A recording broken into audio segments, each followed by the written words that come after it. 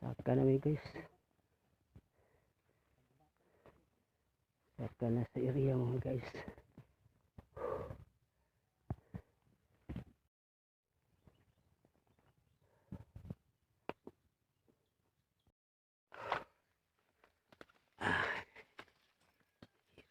Nandito mga guys.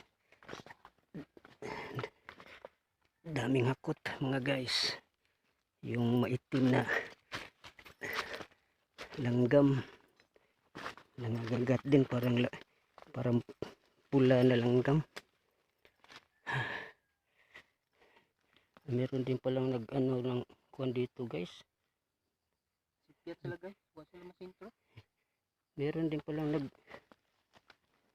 ukay ng kamuti dito guys. Oh.